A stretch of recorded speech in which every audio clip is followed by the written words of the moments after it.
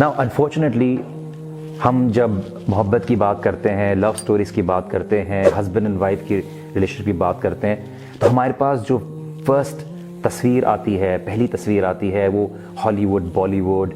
Unfortunately ایک بہت ہی toasted سا ایک پرسیپشن ہے محبت کا جو ہمارے ایک پورے یوتھ کی ایک جنریشن کو دیا گیا ہے.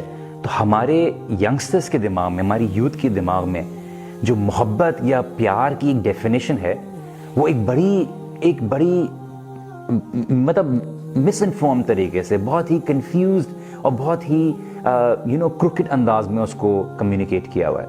ہماری ینگر جنریشن کو رسول اللہ صلی اللہ علیہ وسلم کی لائف کو ایک ریلیٹیبل انداز میں کمیونیکیٹ کرنے کی ضرورت ہے. رسول اللہ صلی اللہ علیہ وسلم کی جو محبت تھی خدیجہ رضی اللہ عنہا کے لیے، ہمیں دنیا میں ایسی مثال نہیں ملتی. And I just share this with you کہ اللہ کے رسول صلی اللہ علیہ وسلم خدیجہ رضی اللہ عنہ کو اتنا پیار کرتے تھے کہ ان کے جانے کے بعد، ان کی وفات کے بعد بھی ان کو نہیں بلا سکے. یہاں تک کہ عائشہ رضی اللہ عنہ فرماتی ہیں کہ میں کسی بھی وائز آف دا پروفیٹ سے جیلس نہیں ہوئی ایکسیپٹ خدیجہ رضی اللہ عنہ، اور میں نے ان سے ملاقات بھی نہیں کی.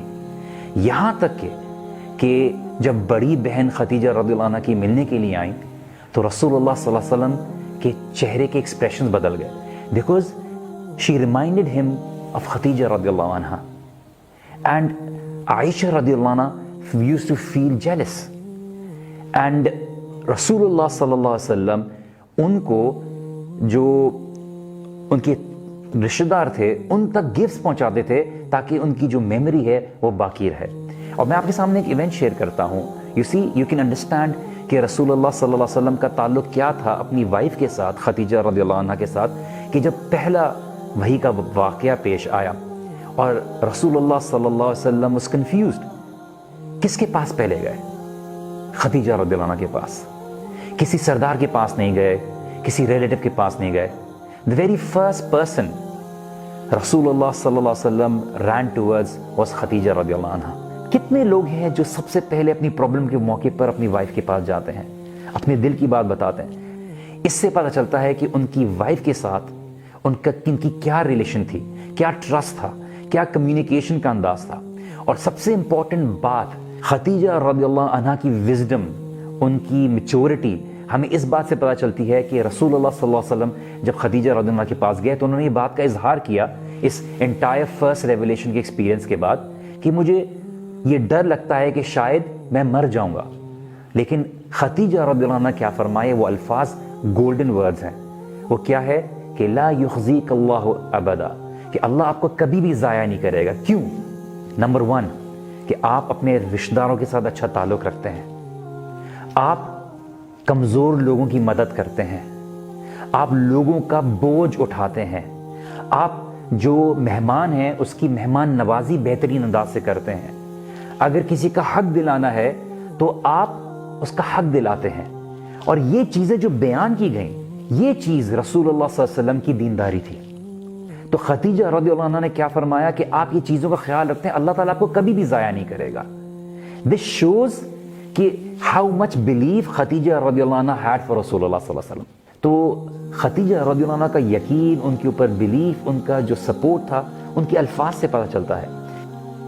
اور یہ خدیجہ رضی اللہ عنہ اور رسول اللہ صلی اللہ علیہ وسلم کی ایک ریلیشن شپ ریفلیکٹ کرتی ہے جو دنیا میں مثال ہمیں نہیں ملتی. So this was the example of love, of a good character that Rasulullah sallallahu alaihi wasallam established even before he was a prophet.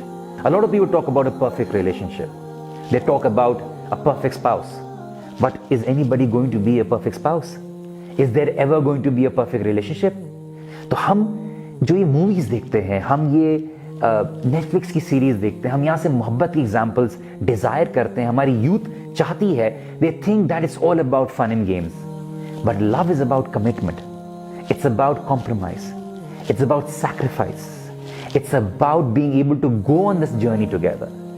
You need to be like that spouse. آپ کو ایسا اسپاؤس، ایسا partner ہونے کی ضرورت ہے جہاں پہ آپ دوسرے کو سپورٹ کریں اور آپ کے وجود سے دوسرے کی زندگی میں فرق پڑے. But you have to be following the example of رسول اللہ. بہت سے لوگ یہ چاہتے ہیں کہ مجھے ایسی وائف مل جائے, مجھے ایسا ہسبینڈ مل جائے.